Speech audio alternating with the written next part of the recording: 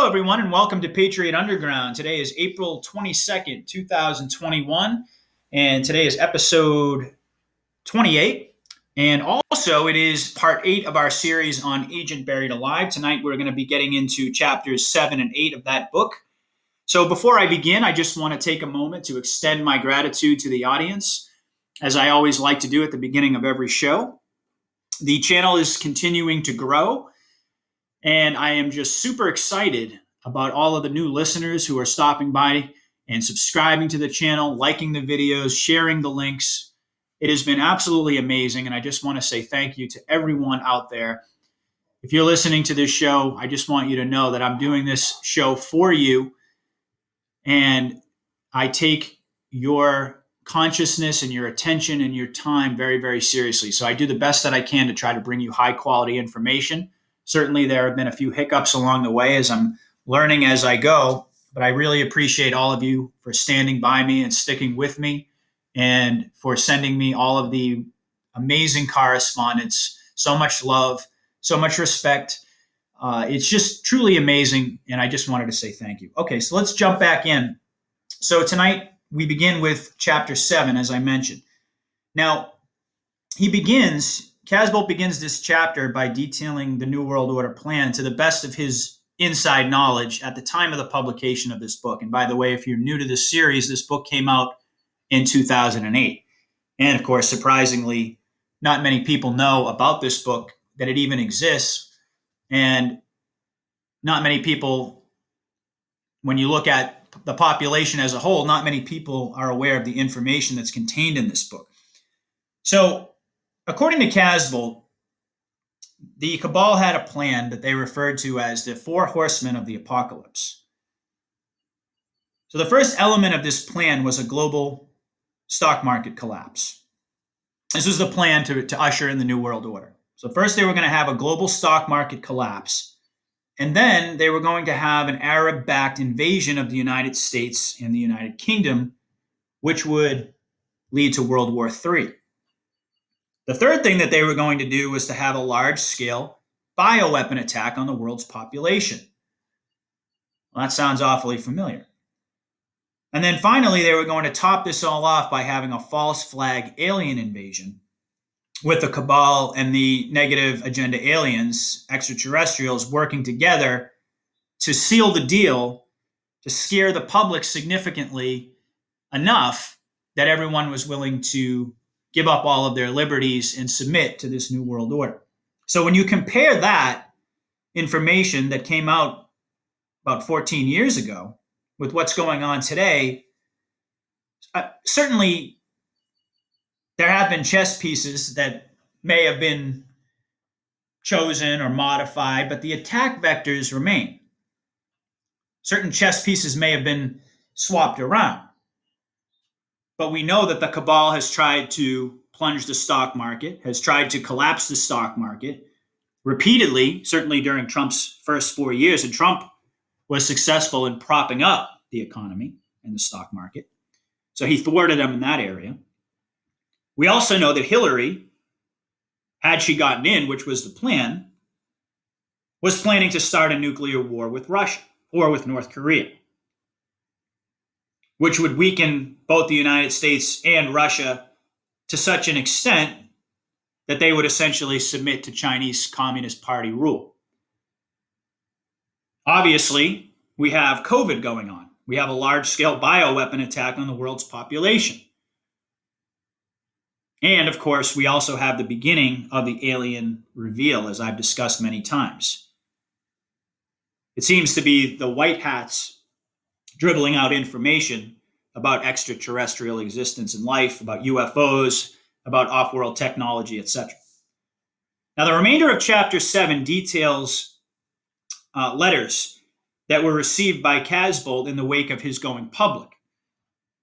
And I'm not going to go through the details of all of these letters. You can reference these in the book on your own. But these letters describe the stories of many, many different people who have had experiences that they couldn't explain, or perhaps that other people didn't believe or thought were crazy, and they shared these stories with him. And these stories include PSI training, memory erasure, supernatural PSI abilities, etc. So you can take a look at some of those for yourself. Now, in chapter 8, Casbolt claims, he starts off the chapter by claiming that he's been abducted many times by small gray aliens, Zetan gray aliens. And he describes hearing a roaring, water-like sound and feeling as if he were being crushed by heavy weight during these experiences. And then after that, he feels like he's floating upwards.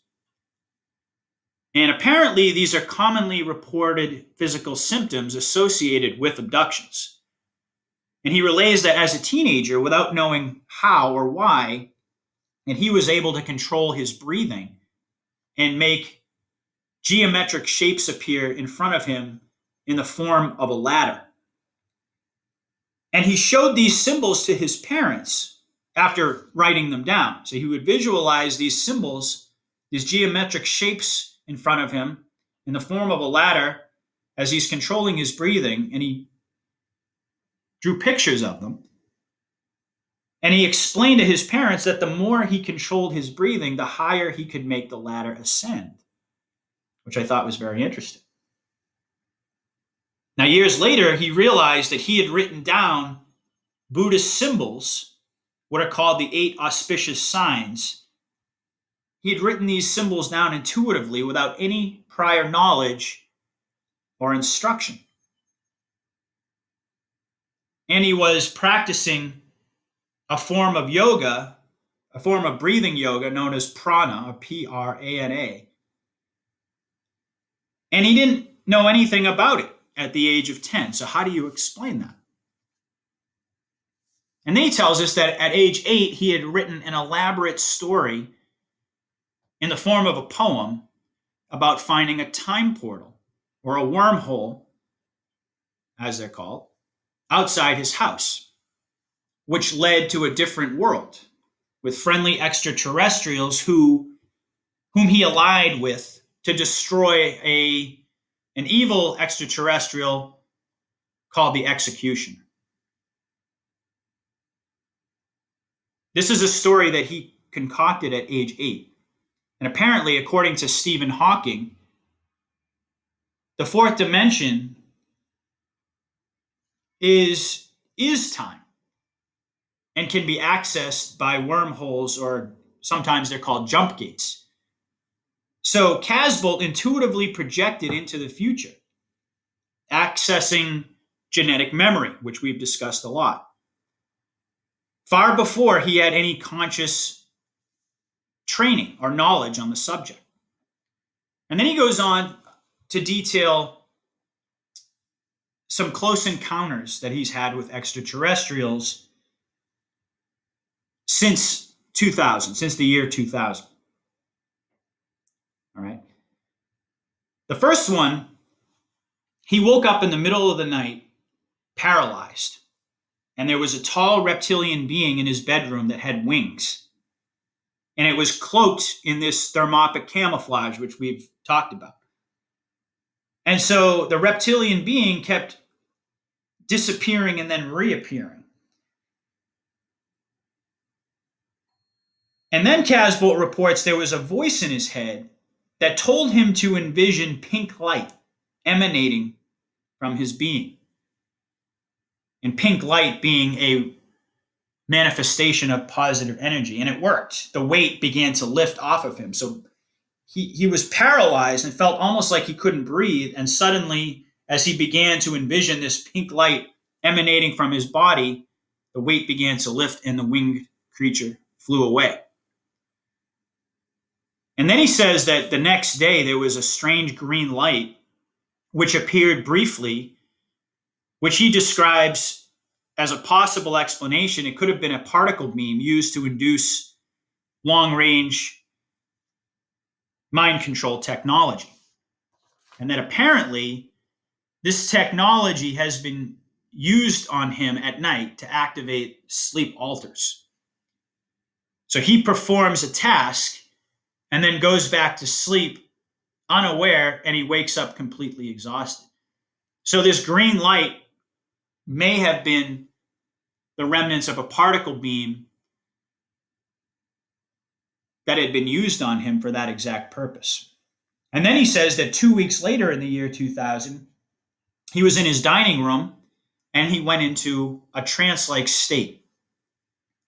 And this part really blew my mind. So he goes into this trance-like state and he's told that he was a, quote, walk-in from the Pleiades called Michael, who just came into his body.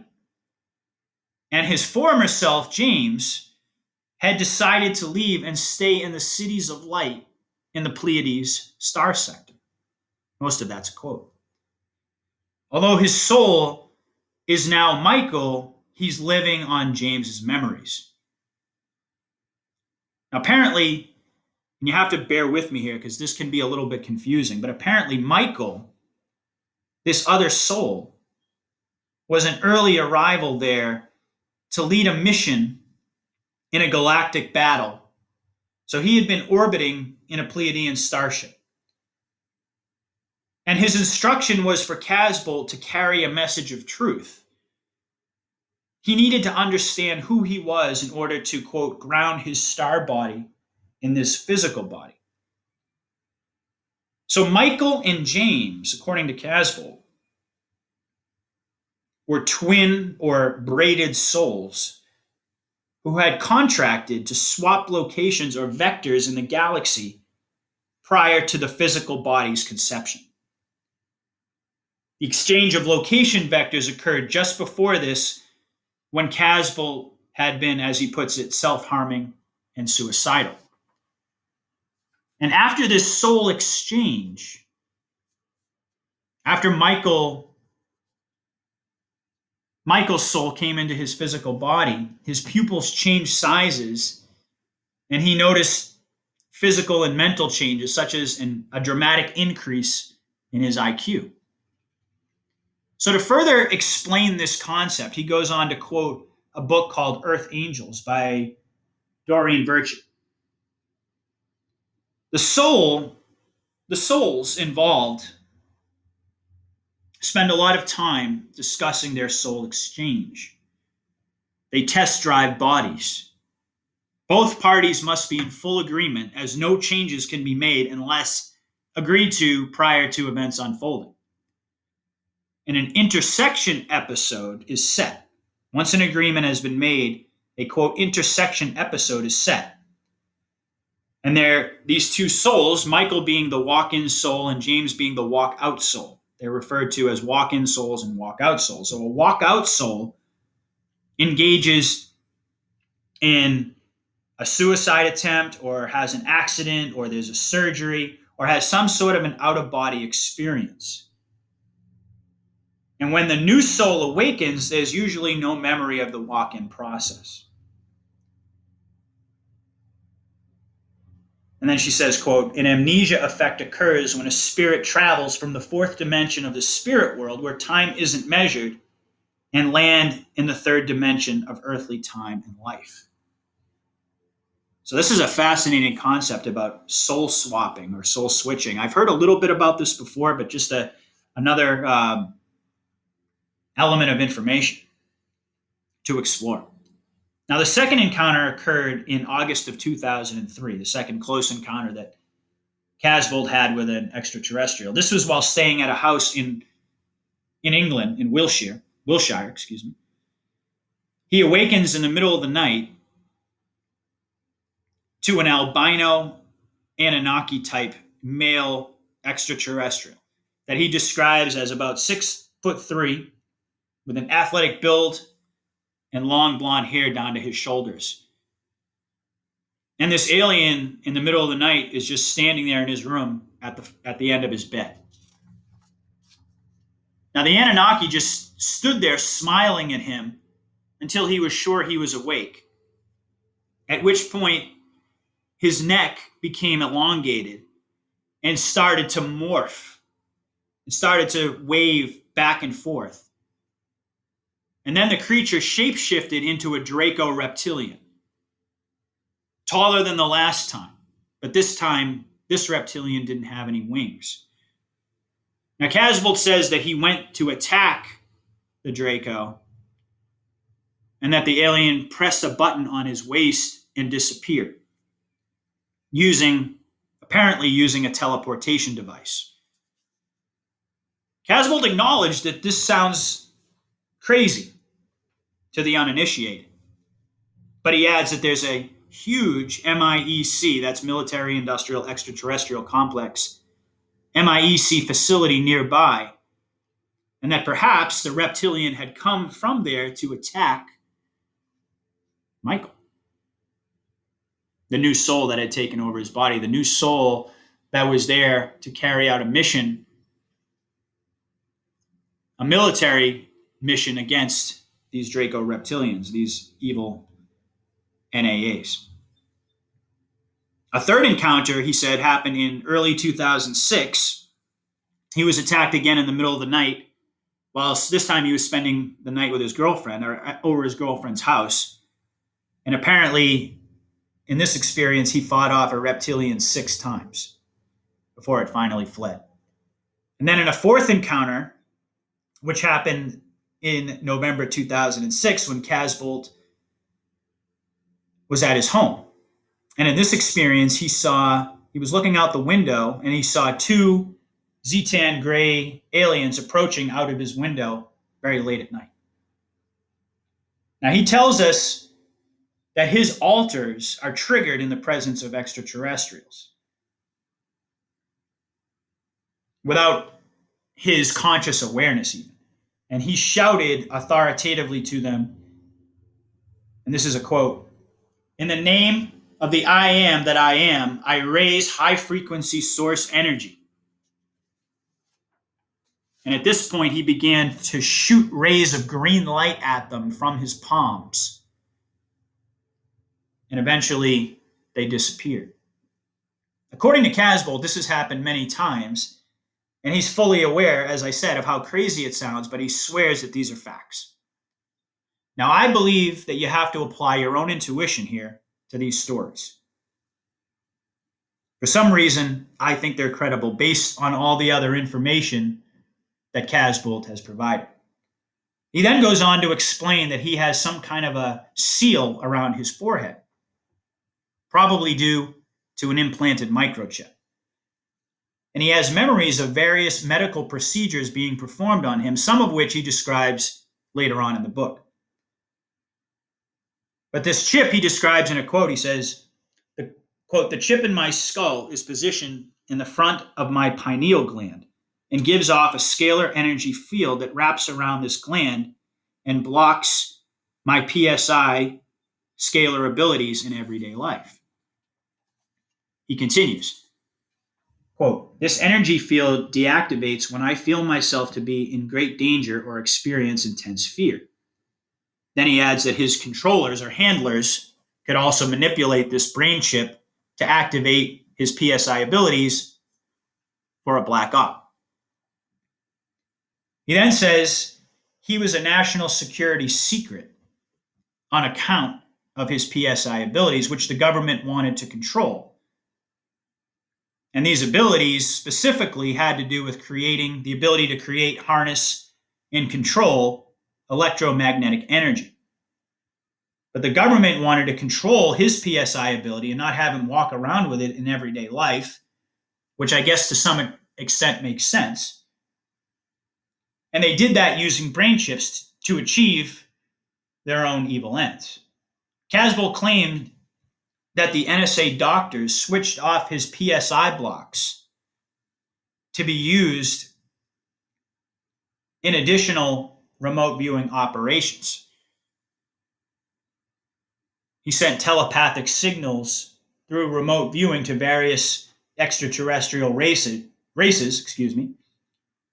which were carried off of radio waves and satellites and, quote, integrated directly into cranial implants, end quote.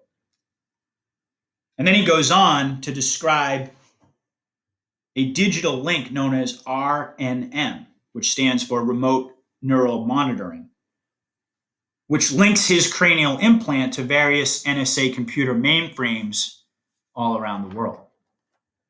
Casbolt also claims to have used his telepathic powers to sabotage military hardware and vehicles, as well as attempt assassinations by using scalar telepathic energy to induce heart attacks, strokes, and other types of events that would ultimately result in death. Now, most of this was done from his trip seat in AL/499, which we've discussed is, or hopefully was, Project Mannequin headquarters. He describes the process of trying to induce these heart attacks and strokes. He says that what happens is that the NSA tracks a target and puts the target's location on the screen. And then he is ordered to direct his, quote, vector intention on the target, which is similar to coordinates on a map. Okay.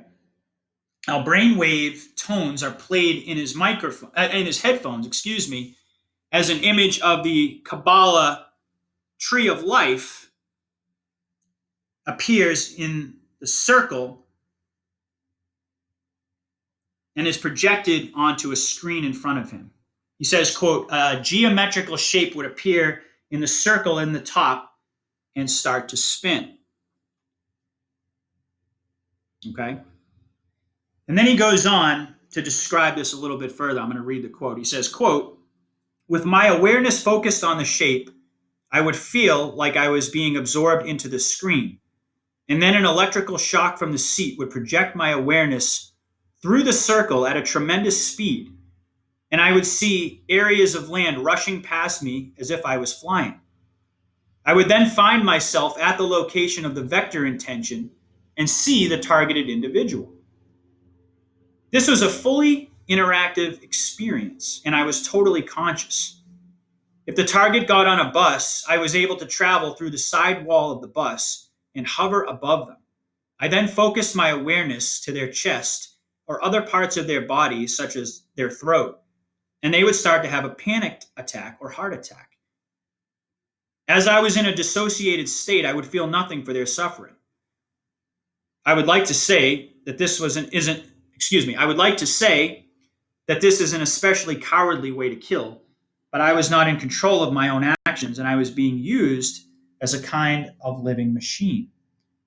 I think that my panic attacks in later years were in large part due to this energy that I had directed bouncing back on me.